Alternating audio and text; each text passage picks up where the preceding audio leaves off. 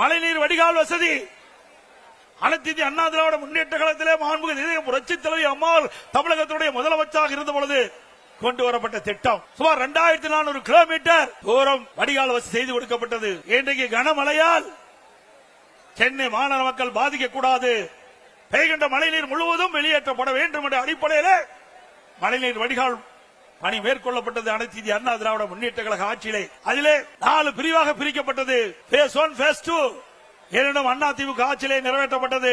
Base 3 base 4 ஆட்சி மாற்றம் திராவிட முன்னேற்ற கழகம் ஆட்சிக்கு வந்தது. இதுவரை முழுமையாக வடிகால் வசதி பணிகள் நிறைவேற்றப்படவில்லை.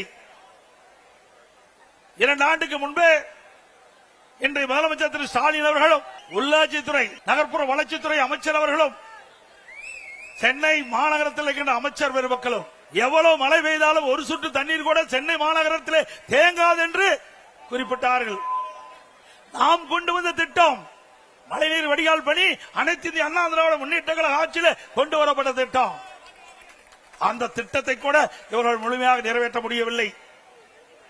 2 ஆண்டுக்கு முன்பே இந்த திட்டம் நிறைவேற்றப்பட்டு 98% நிறைவேற்றப்பட்டதா ஒரு பச்சை பொய்யை இன்றைய முதலமைச்சர் குறிப்பிட்டார். சென்னை மாநகரத்தில் இருக்கின்ற அமைச்சர்கள் குறிப்பிட்டார்கள், இங்கே இருக்கின்ற மேயர் குறிப்பிட்டார். வடிகால் பணிகள் 98% நிறைவேற்றப்பட்டுள்ளது. எவ்வளவு மழை பெய்தாலும் சென்னை மாநகர மக்கள் பாதிக்கப்பட மாட்டார்கள், ஒரு சொட்டு தண்ணீர் கூட சென்னை மாநகர சாலைகளை தேங்காது என்று இவர்கள் பத்திரிகைகளை வெளியிட்டார்கள்.